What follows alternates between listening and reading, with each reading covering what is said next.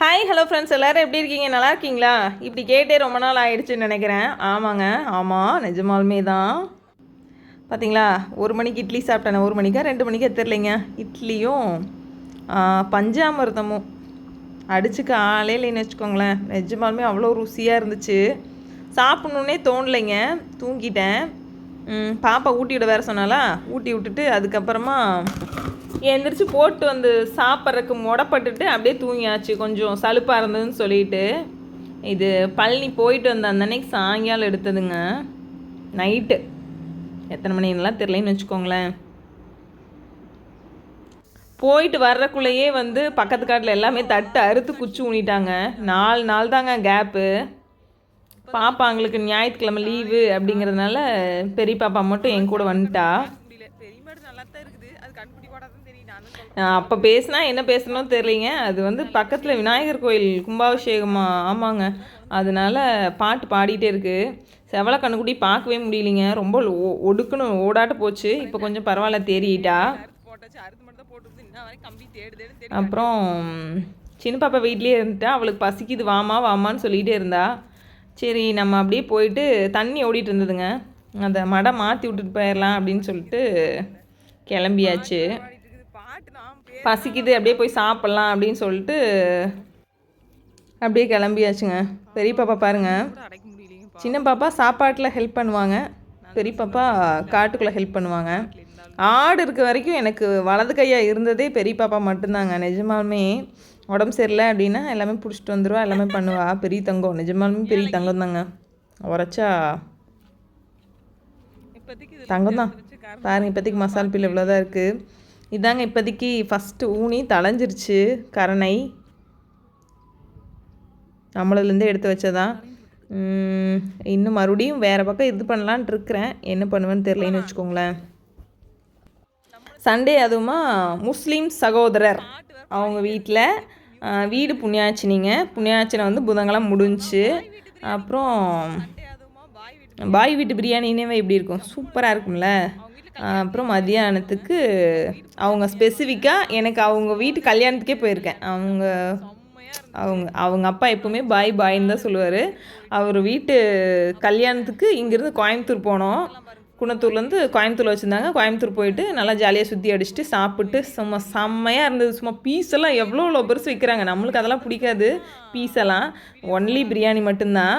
சரி, அவர் என்னை ஸ்பெசிஃபிக்காக கூப்பிட்டாருங்களாம்மா. அதனால இல்லைனா மட்டும் போக மாட்டேன்னா என்ன, எல்லா பக்கமும் போயிடுவோம். கிளம்பியாச்சு எல்லோரும் 4 பேரும். ஃபோன் எடுத்து வச்சுட்டு தண்ணி போடுற கிளையில் தண்ணி போடுறக்கு மறந்துட்டேன். அப்புறம் சின்ன பாப்பா தான் போட்டாங்க. போனோடனே என்ன ஒரு சந்தோஷம் அவருக்கு. 2 பேரும் இவர் கட்டி பிடிச்சிட்டு அவ்வளோ சந்தோஷமாக வரவேற்றாங்க. எனக்கு அது ரொம்ப பிடிச்சிது. வீடியோ எடுக்கக்கூடாதுன்னு எடுக்கலைன்னு வச்சுக்கோங்களேன். சூப்பராக இருந்தது அவரோட வரவேற்பு. அவர் எல்லாத்தையுமே கவர் பண்ணிடுறாருங்க. எனக்கு அதுதான் பிரச்சனை. நம்மளால் யாரையுமே கவர் பண்ண முடியறதில்ல. அவ்வளோ சந்தோஷமாக இருந்தது. பாடுறா எப்படியெல்லாம் நம்ம வீட்டுக்காரர் சந்தோஷம், அதாவது வரவேற்கிறாங்க அப்படிங்கிற மாதிரி ஹாப்பியாக இருந்ததுன்னு வச்சுக்கோங்களேன். அப்புறம் அவ்வளோ கட்டி பிடிச்சி கட்டி தழுவி கார்த்தி வா வா அப்படின்னு சொல்லிட்டு பழைய நினைவுகள் எல்லாம் பேசிகிட்டு இருந்தாங்க. நிஜமாலுமே எனக்கு அவ்வளோ பிடிச்சிது. எப்படா இவருனால மட்டும் இப்படி முடியுது, நம்மளால ஒருத்தர் 2 பேர்த்த கூட சந்தோஷமாக வச்சுக்க முடியல, என்னடா பொழப்புது அப்படிங்கிற மாதிரி தான் இருக்குது. நிஜமாலுமே அப்படி தான் இருக்குது. என்ன பண்ணுறது, அவர் பொறப்பு அப்படி, நம்ம பொறப்பு இப்படி. பரவாயில்ல விடுங்க, நம்மளுக்குன்னு ஒரு 4 பேர் இருக்க மாட்டாங்களா? எல்லாத்துக்கும் எல்லாத்தையுமே பிடிக்க போகுது. சாமியே எல்லாத்துக்கும் எல்லா சாமியும் பிடிக்கிறதில்ல. ஏனே ஒரு பிடிக்காத சாமியாகவே வச்சுக்கிட்டுமே. சீச்சி, நான் வச்சுக்கிறேன். நானே. பிரியாணி சூப்பராக இருந்ததுங்க. ப்ரெட் ஹல்வா, வெங்காய பச்சடி, அப்புறம் இது என்னது, சிக்கன் கிரேவியா, அது என்னன்னு தெரியலீங்க, சாரி. வீடு கட்டி புண்ணியாச்சனை பண்ணி ஒரு 4 நாளுக்கு அப்புறம் விருந்து போட்டிருந்தாங்க. விருந்துக்கு தான் கூப்பிட்ருந்தாங்க. அதனால் கிளம்பியாச்சுன்னு வச்சுக்கோங்களேன். அது என்னென்னு கேட்டாங்க. ப்ரெட் அல்வாங்க, அது சூப்பராக இருந்துச்சு. நான் ஒன்லி பிரியாணி மட்டும்தான் சாப்பிட்டேன். எனக்கு எப்பவுமே அப்படி தான் பிடிக்கும்னு வச்சுக்கோங்களேன். பீஸ் இல்லாமல் வைங்க.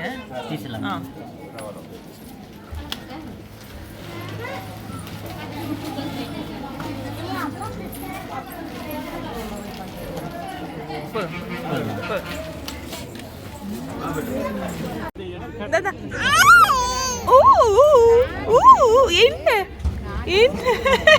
வாவே குட்டி வாய் குட்டி அழகா இருந்துட்டியோ இப்படி அடம் பிடிக்கிற நீ என்ன வயசாகுதுங்க? ஒன்று ஆக போகுதா? காது குத்திருப்பீங்களா நீங்கள் ஃபர்ஸ்டே இல்லைங்க? வாங்களேன் ப்ளீஸ். பல்லே இந்த முளைக்கல. ஒன்றுதான் பார்க்குறா நீ. வருது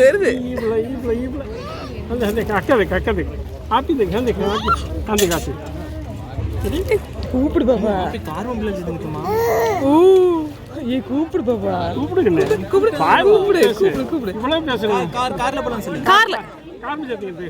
ஏ நான் வேணா கார்ல போறேன். யார் இது பாப்பா? நல்லா இருக்கா பாப்பா? பாப்பா அக்கால நல்லா இருக்கான்னு பாரு. இங்க வா ரக்ஷா இங்க வா. அக்கா பெரிய கார்ல கூட்டிட்டு போறலாமா? அக்கா கார் எங்க வர மூஞ்சி. அக்கா கூட்டிட்டு போறலாம். பாப்பாவோட தாத்தா தான் கேட்டாரு, ஏனுங்க 2 பொண்ணு இருக்காங்க, மறுபடியும் பொண்ணு மேலே ஆசையான்னு சொல்லிட்டு. பொண்ணு என்ன பையன் என்ன அழகாக இருந்தால் எல்லாமே எனக்கு பிடிக்கும். அப்படியே சாப்பிட்டு முடிச்சுட்டு ஜனதா ஸ்டோரில் ஆஃபர் போட்டிருக்காங்க அப்படின்னு சொல்லிட்டு போனேங்க. போயிட்டு வாங்கினது என்னென்னு பாருங்கள். 800 சில்லறைக்கு பில் போட்டோம். ஆனால் ஆஃபர் ப்ரைஸில் ரொம்ப ஜாஸ்தியாக இருக்குது அப்படின்னு சொல்லிட்டு இது 2 மட்டும் வாங்கிட்டு வந்தேங்க. பாப்பா டப்பா அழகாக இருக்குதுன்னு கேட்டு வாங்கிட்டு வந்தா. ரோடு போட்டிருக்கிறதுனால புழுதி எப்படி கிளம்புதுன்னு பாருங்கள். சித்தா படம் போட்டிருந்தாங்க அப்படின்னு சொல்லிட்டு பார்க்கணுன்ட்டு நானும் பாப்பாவும் வெயிட் பண்ணிகிட்டு இருந்தோம். இந்த கோழி பாருங்கள் என்ன பண்ணிகிட்டு இருக்குதுன்னு சொல்லிட்டு பாப்பா பயந்துட்டா. இப்படி பார்க்குற பாருங்க, அவளுக்கு பின்னாடி தான் படுத்துருக்குது கோழி. முட்டை விட்றதுக்கு வந்துருக்குதுங்க. நான் பிடிச்சி மூடி வச்சா கத்துனா பரவாயில்ல, அது கத்துறதே இல்லைங்க. அப்படியே விட்டுற பயந்துட்டு இல்லை மறந்துட்டு, சாரி. அது எப்படி பார்க்குறவாருங்க, அது மனுஷனாக மதிக்குதா என்ன? ஒன்றும் கிடையாது போல். சோஃபா மேலே ஏறி ஹாலில் வந்து உட்காந்துட்ருக்குது. அநியாயம் பண்ணுதுங்க அந்த கோழி மட்டும். நிஜமாலுமேங்க சாமி, எங்கேயாவது அதிகாலையில் யாராவது வந்துட்டாங்கன்னா நான் எங்கே கொண்டு போய் மூஞ்சி வச்சுக்கிறதுனே தெரியாது. எல்லா கோழியும் உள்ளே வந்துச்சுன்னா காலை கடனை காம்பவுண்டுக்குள்ளேயே முடிச்சுட்டு போயிடுது. சாமி என்னாலேயே முடியல. அதுலேயும் சாமி என்ன பண்ணுறதுனே எனக்கும் தெரியல. நானும் திட்டுல அதுல என்ன பண்ணுறது, உள்ள கதவையும் நீக்கி வச்சிட்டா போதுங்க, எல்லாரும் உள்ளே வந்துடுது. பயங்கர டென்ஷன் ஆகும்னு வச்சுக்கோங்களேன். கழுவி விட்ற அன்னைக்கு யாருமே வரமாட்டாங்க. எப்போ நாராசமாக கிடக்குதோ அந்த அன்னைக்கு யாராவது வீட்டுக்கு வருவாங்க. அவ்வளோதான், வேலையே முடிஞ்சு.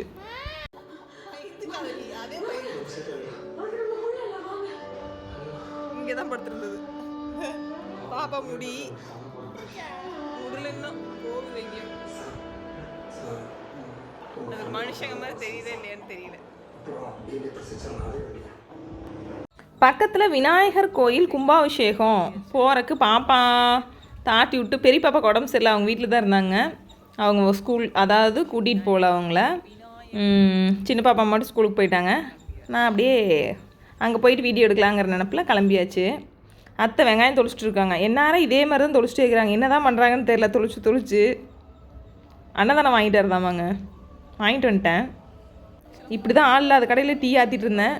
அப்புறம் ஒரு சந்தோஷமான சம்பவம் நடந்தது எனக்கு. ஃபஸ்ட்டு நீங்கள் ஒரு யூடியூபர் தானே அப்படின்னு இருக்காங்க. என்ன வீடியோ ஃபஸ்ட் பார்த்தீங்க? சந்தர் வீடியோ எப்படி இருந்துச்சு? எப்படி கண்டுபிடிச்சிங்க? நான் தானே நேற்று பார்த்தீங்களா? இப்போ சப்ஸ்கிரைப் பண்ணீங்களா? சரி, ஓகே, ரொம்ப நன்றி. என்ன இம்ப்ரூவ்மெண்ட் பண்ணணும்?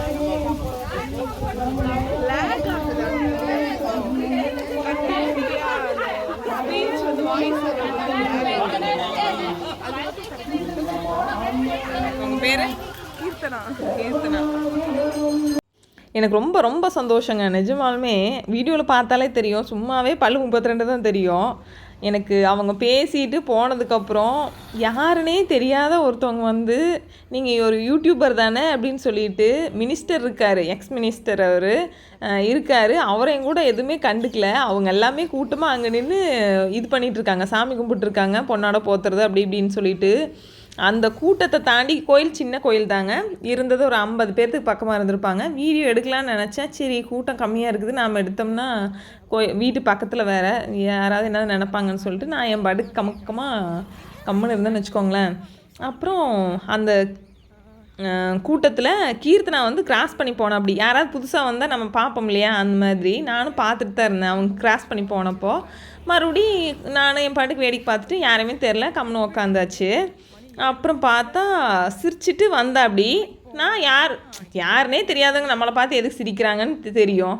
கொஞ்சம் தூரத்தில் சிரிச்சா. அப்படி நானும் பார்த்துட்டு சரி வேறு யாரோ பின்னாடி இருப்பாங்களாட்டுக்கு அவங்ககிட்ட பேச போகிறாங்கன்னு நினச்சேன்.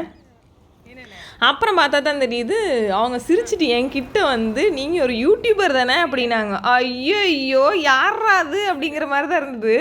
நான் மேக்ஸிமம் யார்கிட்டையுமே சொல்லிக்க மாட்டேன்னா தெரிஞ்சால் சொல்லிடுவேன், அவங்களுக்கு தெரிஞ்சிருச்சு அப்படின்னு சொல்லிட்டா. அவங்களாம் வந்து கேட்கும்போது ஐயோயோயோ என்ன சொல்கிறதுன்னு தெரில. அவரும் பார்த்து சிரித்தார். அவருக்கு அவ்வளோ சந்தோஷம், எனக்கும் ரொம்ப சந்தோஷம். இந்த சந்தோஷத்துக்கு சொந்தமான கீர்த்தனா உங்களுக்கு ரொம்ப ரொம்ப நன்றி. நிஜமாலுமே எனக்கு ரொம்ப பிடிச்சிருந்தது. அந்த நாள் வந்து அவ்வளோ ஹாப்பியாக இருந்ததுக்கு கீர்த்தனா நீங்கள் மட்டும்தான் என்ன சொல்கிறது, அந்த அன்றைக்கி அவ்வளோ ஹாப்பியாக இருந்ததுன்னு வச்சுக்கலாம். நிஜமாலுமே எனக்கு என்ன சொல்கிறதுனே தெரிலிங்க. நிஜமாலுமே அவ்வளோ சந்தோஷம், அளவே இல்லைன்னு வச்சுக்கோங்களேன். தேங்க்யூ, தேங்க்ஸ் ஃபார் வாட்சிங். லைக் பண்ணுங்கள், ஷேர்